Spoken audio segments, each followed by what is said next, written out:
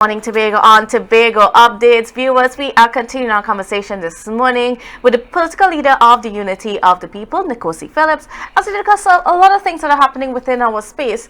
Now, just about a week ago, we said goodbye to our first Chief Secretary, Mr. Hochoy Charles, who passed away on December 31st. And, he was laid to rest last week, Thursday. And one of the things that came out of his funeral, if you watched that funeral or you paid attention at all, was a whole matter of internal self-governance. Because Mr. Hochoy Charles, when he was alive, he embodied that fight and that quest for us in Tobago to have internal self-governance. Of course, he did not get to see it being achieved in his lifetime, but well, we're going to see what happens in the next bit. There were some promises made at the funeral from the Prime Minister and so on about, putting the bill back on the floor of Parliament, and then hopefully if it gets the support of all the members of the House, opposition and the members of Parliament, then maybe we can see internal self-governance here for Tobago. So, Nickocy Phillips, give us, after witnessing, hearing, seeing all that was said on last Thursday, what are your thoughts? I believe I would have shared those thoughts because I always do a segment called What's on My Mind on my Facebook. So a lot of people would have seen my questions based on what's on my mind, and then there was the response from the deputy political leader on the Secretary of Health, Miss Dr. Faith B. Israel. And we had our back and forth. And what's on my mind was not just me being political torture to them, but it's what's on the ground. This funeral was used as a political mileage to some people, because even the Prime Minister said he realized during the whole ceremony, the pastor go all the way up, everybody's talking about autonomy. Yes, I know it is something that the former deceased Chief Secretary, Mr. Charles, loved and embodied on trying to fight for Tobago's autonomy. But I think that the carrying on of it and persons speaking out of it, the Chief Secretary, everybody, the pastor, everybody, it was not the place and the time for it. And I like how the Prime Minister used the whole thing to now say that, okay, good, it's going to be back on the table. You all wanted to start the conversation, so let's do it here. As I said, this autonomy, the things that were discussed when Mr. Charles were alive, I think this was the book I tried to pull out. And this, where you see all the stamps and everything, is certain things that Mr. Charles, myself, Tracy Davidson, Farley Augustine, and we sat for a whole weekend trying to discuss about the report of the Joint Select Committee appointed to consider report the Constitution Amendment to Tobago Self-Government 2020. And all of this were changes that we made, certain things that we pointed out in the different parts of the bill that we would have sent we wanted to send actually to the Parliament, which Mr. Augustine was the one who was supposed to do that, send something to us, as I said on numerous occasions, which is myself and Miss Davidson. And then when I was alerted by Miss Davidson to look at the document, which was not what we agreed upon, which he would have sent something totally different to the opposition leader and the Parliament, I had to write because she asked me to write on behalf of our party and let them know that what we would have discussed, what we would have agreed and disagreed, and in its entirety, I did in a letter to the Parliament.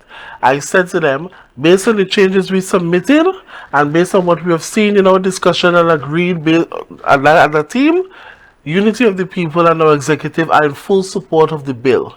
And when we did that with the fact of knowing that there is something before us. There is something that we can see. It may not be sufficient, or it may not be sufficient to some people because they may know it's not beneficial to them. But at the end of the day, we have a bill before us. It was discussed in Parliament in length, but who did not support it? The opposition. Who was in bed with the opposition? Farley Augustine, the Chief Secretary, at that time the PDP administration. They were the ones there. So therefore now, for him to come and stand on a platform to say that, oh, the government did not give Tobago self-government, that is a blatant lie, and that is totally not, that is false and untruth. The bill going back before the parliament. No, I like how he said the 41 members of parliament. He did not call out the UNC, he did not call out the PLM. He said 41 members of parliament. So now, with the bill going back before parliament, because it was already discussed and everything, so it's now to put a vote on it. But what I'm afraid of is for us to have the autonomy and the self-governance that we deserve in the hands of this administration. This administration that cannot account for monies that have been spent. This administration that has been on a wild goose chase flying all over the world. Like if there's Christopher Columbus and a crew. This administration that does not represent the people's interests of Tobago and cannot even sell our tourism product properly in Tobago. This administration that cannot secure jobs but could fire people back and forth without giving them credible reason as to why they're firing them and talking about nonsense about a reshift and all kind of nonsense, because people are still complaining. I spoke to some people who were sent home from CDC paper, the 40 people. They have not been able to get any work because they have been blacklisted. So for this self-governance to go into the hands of this administration, I wish I could just wait it out until we have an CHA election and a proper administration that handles the affairs of Tobago properly, can actually, support the bill and have the bill in its entirety so Tobago can have something going forward. There is always room for changes. There's always room to add, because I don't think we can take away from the bills, but we can add to it and work on what we have, because Tobago is not in a space right now. It's not even in a proper space to say that they're ready for autonomy. Because if you ask some people on the streets, what is autonomy? They're talking about we want to separate from Trinidad, because they continue to hear the stupid narrative that the chief secretary continues to put in the public space. That is all they know. Some of them have never seen the book, they never seen the bill, all they want to do is separate from Trinidad. But if you want to separate from Trinidad, jump on a piece of island and go by yourself. Because that is not how it is. We want to continue to separate, but what are we going to survive on? We can't say tax, because people wouldn't want to pay tax, and the little bit of tax we have, it wouldn't make sense. We can't say tourism, because we've seen a whole mess of what tourism is in Tobago and the space. You haven't seen a growth in certain things unless it's a big event or something. You will see tourists, or you will see all locals from Trinidad coming, and it's the same Trinidadians that come into the carnival in Tobago and take over the carnival to make the carnival look like something. So when you say you want to separate from Trinidad, you are giving the narrative that Trinidad is this beast, Trinidad is this bad place. But this is where we grew up on. When you separate from Trinidad, we have to go back to all the treaties that were signed years ago, internationally, globally, all over, because Trinidad will not be recognized, Tobago will not be recognized as the Republic of Trinidad and Tobago. It's going to be recognized as what? Tobago alone? So therefore now China can buy us out, Dubai can buy us out, any country can buy out Tobago. That is what Tobago really wants. And I think Tobagonians need to wake up and smell the coffee. I know all they want to jump behind all the bandwagonists and all the parties and all these things, but you don't think about yourself, especially the senior people. You all are thinking about party politics, the color of red and purple and red. No.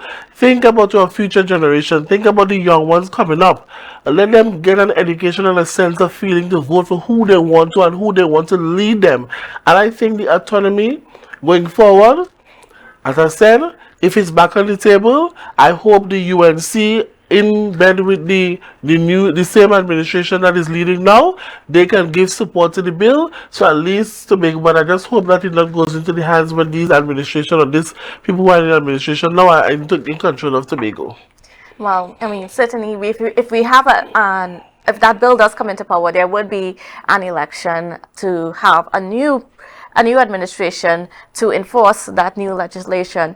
But do you think that, for instance, the opposition heard what was said at the funeral and heard the desires, because it was clear that people want autonomy? I don't think we heard the message of separating from Trinidad. We just heard that Tobago needed its self-governance, which was what Mr. Hochoy Charles believed and fought very strongly for. But do you think that the opposition heard that message? I don't think so. I think they heard it.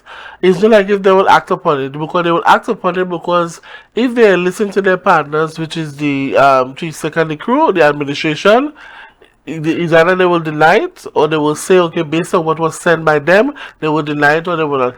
If given the opportunity to give Tobago that self-governance and autonomy, well, then the UNC would have stepped up their game and they would have heard the voices of the cry.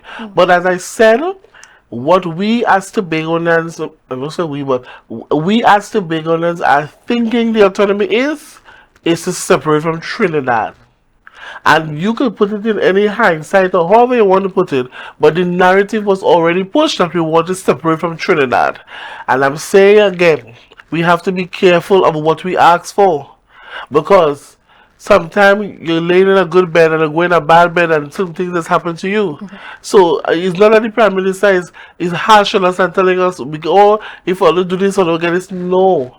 We have to be very careful, and I'm saying that the consensus of the people itself is not the consensus of the voice that is being pushed with the narrative that we want autonomy, we want autonomy. They said they use the word autonomy when they're fed up at the we separated from Trinidad and they want to make it look good, especially when they're in a funeral, they use the word autonomy. So at the end of the day, as I said, if given the opportunity that the 41 members of parliament literally gives Tobago that autonomy, I am hoping that a proper administration can be able to take this autonomy forward and also incorporate the people going forward. Certainly. As I said, under my leadership, hopefully, it's not about unity of the people, it's about the people itself, and the word and the acronym unity of the people, that speaks for itself. Taking Tobago forward with everybody, not just one party. Okay, and well, that's how we're going to have to end things this morning. I want to thank you so much, Nickocy Phillips, Unity of the People political leader, for being here with us and for giving us your perspective on so many things that are within our space. And viewers, well, that's how we're going to have to end the show this morning. Thank you for viewing, and I hope you have a safe and wonderful day, and we will see you again tomorrow.